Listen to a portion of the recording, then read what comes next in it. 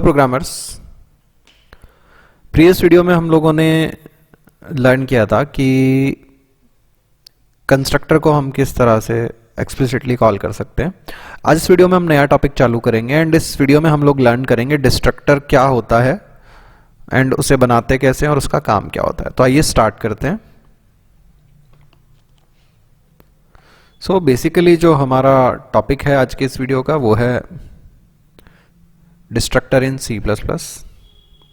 In C++, a destructor is a special member function of the class which destroys the object. जैसा कि नाम ही बता रहा है, डिस्ट्रक्टर का मतलब, डिस्ट्रॉय का मतलब खत्म कर देने वाला, मिटा देने वाला। डिस्ट्रक्टर का मतलब हो गया जो मिटा देता है वो, डिस्ट्रॉय का मतलब खत्म, डिस्ट्रक्टर का मतलब डिस्ट्रॉय कर देना, खत्म कर देना। तो डिस्ट्रक्टर एक स्पेशल मेंबर फंक्शन है जो कि डिस्ट्रॉय करता है ऑब्जेक्ट को। A destructor is a member function with the same name as its class name and prefixed by a tilde. Destructor जो है वो एक मेंबर फंक्शन होता है क्लास का। इसका नेम एग्जैक्टली वही होगा जो क्लास का नेम है, जैसे कंस्ट्रक्टर में था, बट नाम से पहले टिल्ड का साइन प्रीफिक्स किया हुआ आएगा। उदाहरण के लिए अगर हमारे पास कोई क्लास x है तो जो कंस्ट्रक्टर होगा उसका नाम भी होगा x और जो डिस्ट्रक्टर होगा नाम उसका भी x होगा, बट उस x के पहले क्या लगा देंगे हम, टिल्ड का निशान, तो ये डिस्ट्रक्टर बन जाएगा। अभी इसको प्रैक्टिकली भी देखेंगे हम। A destructor takes no arguments and has no return type. Destructor में ना तो आर्ग्यूमेंट होगा और ना ही कोई रिटर्न टाइप होता है। कंस्ट्रक्टर में आर्ग्यूमेंट हो सकते हैं बट रिटर्न टाइप नहीं होता है। If no user-defined destructor exists for a class and one is needed, the compiler implicitly declares a destructor.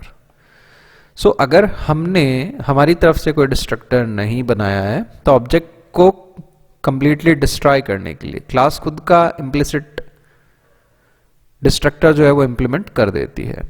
This implicitly declared destructor is an inline public member of its class. So, जो automatically बना हुआ destructor होएगा वो inline public member होता है class का। If we have provided memory to any data member using new keyword then the memory must be released using the delete keyword in the destructor. अगर हमने किसी भी डेटा मेंबर को constructor यानी dynamic constructor का इस्तेमाल करते हुए न्यू के थ्रू मेमोरी दी है तो वो मेमोरी ऑटोमेटिकली रिलीज नहीं होगी, उसको डिलीट कीवर्ड की हेल्प से डिस्ट्रक्टर में से हमें रिलीज करना पड़ेगा। तो any data member using new keyword, यहां हम थोड़ा सा ऐड करते हैं इनसाइड द कंस्ट्रक्टर। ठीक है guys. A destructor is called for a class object when that object passes out of scope और is explicitly deleted. So destructor जो है वो क्लास ऑब्जेक्ट के लिए ऑटोमेटिकली कॉल होगा जबकि ऑब्जेक्ट हमारा आउट ऑफ स्कोप जा रहा हो या फिर हम एक्सप्लिसिट खुद डिस्ट्रक्टर को कॉल करवा रहे हो। सो आउट ऑफ स्कोप जाने का मतलब क्या है? आउट ऑफ स्कोप जाने का मतलब है जिस फंक्शन में हमने ऑब्जेक्ट को बनाया है वो फंक्शन जब टर्मिनेट होगा तो उसमें जितने भी ऑब्जेक्ट बने हैं वो ऑटोमेटिकली आउट ऑफ स्कोप जाएंगे, तो उनके लिए डिस्ट्रक्टर कॉल होगा। फॉर एग्जाम्पल मेन में अगर हमने ऑब्जेक्ट बनाया है तो मेन में जहां रिटर्न 0 एग्जीक्यूट हो रहा है, मतलब मेन खत्म हो रहा है, उस टाइम पर जितने भी ऑब्जेक्ट उसमें बनाए हो सारे आउट ऑफ स्कोप जाएंगे, उन सबके लिए 1 बाय 1 डिस्ट्रक्टर कॉल हो जाएगा। We can define constructor both inside and outside the class. जिस तरीके से मेंबर फंक्शन को, कंस्ट्रक्टर को हमने क्लास में बनाया था, क्लास के बाहर बनाया था, उसी तरह से डिस्ट्रक्टर को भी हम क्लास में और क्लास के बाहर बना सकते हैं। अभी मैं जब प्रैक्टिकली आप लोगों को कोड करके दिखाऊंगा उस टाइम पे मैं पहले इनसाइड क्लास बनाऊंगा और फिर आउटसाइड क्लास भी बना के दिखाता हूं। A class can have at most one destructor as destructor does not take argument so they cannot be overloaded. हमने देखा था कि कंस्ट्रक्टर जो है क्लास में एक से ज्यादा हो सकते हैं ड्यू टू ओवरलोडिंग करने के कारण, बट एक क्लास में डिस्ट्रक्टर कभी भी एक से ज्यादा नहीं हो सकते क्योंकि ये कोई आर्ग्यूमेंट ही नहीं लेते, तो ओवरलोडिंग पॉसिबल ही नहीं है। Destructor can not be declared const volatile और स्टैटिक। डिस्ट्रक्टर जो है वो कभी भी कॉन्स्ट टाइप के, वॉलेटाइल टाइप के, कॉन्स्ट वॉलेटाइल टाइप के या स्टैटिक नहीं हो सकते हैं। A destructor can be declared virtual और प्योर वर्चुअल। डिस्ट्रक्टर जो है वो वर्चुअल या प्योर वर्चुअल हो सकता है। आगे आने वाले वीडियोस में हम देखेंगे कि वर्चुअल क्या होता है, स्टैटिक क्या होता है, ये सब चीज़ें हमारी कवर अप होंगी। अभी के लिए बस एज ए पॉइंट ध्यान रखना है कि डिस्ट्रक्टर कभी भी कॉन्स्ट वॉलेटाइल या स्टैटिक नहीं हो सकते, बट वर्चुअल या प्योर वर्चुअल हो सकते हैं।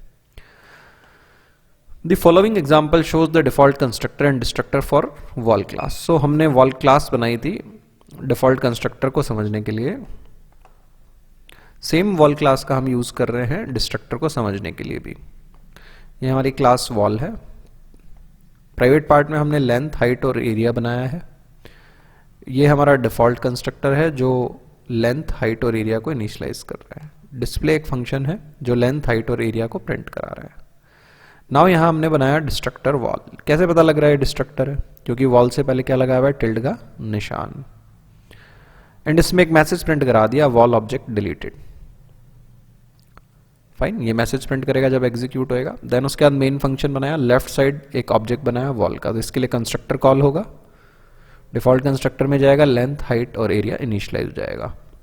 Then left side dot display हमने कॉल किया है, तो प्रिंट हो जाएगा लेंथ, हाइट और एरिया लेफ्ट साइड वाले ऑब्जेक्ट का। इसके बाद में रिटर्न जीरो से प्रोग्राम यानी मेन फंक्शन टर्मिनेट हो रहा है। तो इसमें जो लेफ्ट साइड ऑब्जेक्ट हमने बनाया है, एक ही ऑब्जेक्ट है, इसके लिए डिस्ट्रक्टर कॉल होएगा, मैसेज प्रिंट हो जाएगा वॉल ऑब्जेक्ट डिलीटेड, या डिस्ट्रॉयड करेंगे तो डिस्ट्रॉयड। फाइन गाइज, आइए इस कोड को हम कॉपी पेस्ट करके रन भी करवा लेते हैं। यहीं से कॉपी पेस्ट कर लेता हूं मैं, टाइप नहीं करना पड़ेगा, थोड़ा सा टाइम बचेगा हमारे लिए। नाउ मैंने डेव C++ खोला,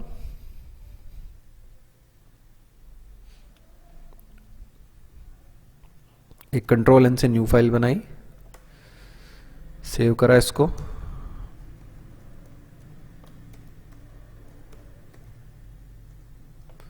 थोड़ा सा कोड को अलाइन कर लेते हैं हम, ज़्यादा टैब्स जहाँ लग रहे हैं उनको टैब्स को कम कर देते हैं।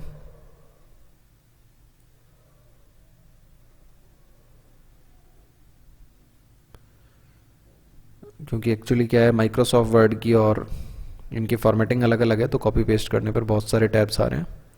इसको अपन पीछे खिसका लेते हैं ताकि क्लियरली हमें विजिबल हो।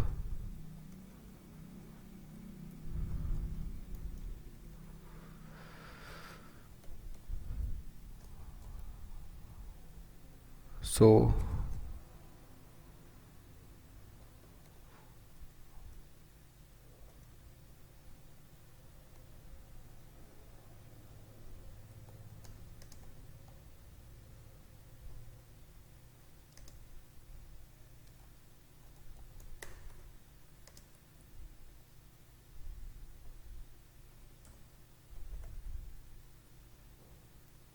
ये अलाइन हो गया कोड हमारा पूरा।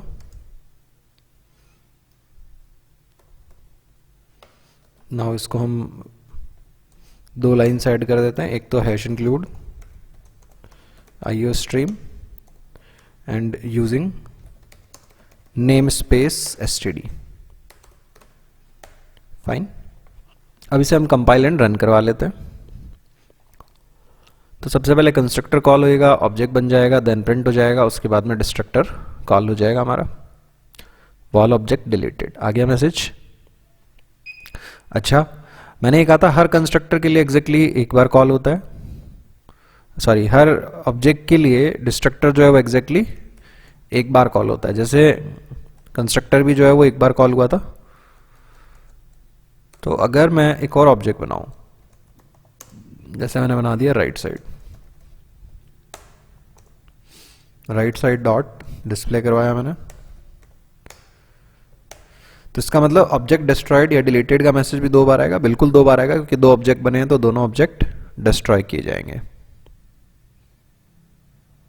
ठीक है, और at the and he object destroy होंगे हमेशा। मेन के ब्लॉक में बनाए हैं, तो जब मेन का ब्लॉक खत्म हो रहा है उस टाइम पे लेफ्ट साइड और राइट साइड ऑब्जेक्ट के लिए ऑटोमेटिकली डिस्ट्रक्टर कॉल हो रहा है। मैंने थ्योरी में बताया था कि जो डिस्ट्रक्टर है उसको हम क्लास से बाहर भी डिफाइन कर सकते हैं। तो ये डेफिनेशन जो है वो मैंने कॉपी कर ली, यहाँ हमने सेमीकोलन लगा दिया एंड क्लास के बारे हमने डिफाइन किया। क्लास के बारे डिफाइन करने के लिए क्लास का नेम स्कोप रेजोल्यूशन ऑपरेटर आ जाएगा डिस्ट्रक्टर के नाम से पहले।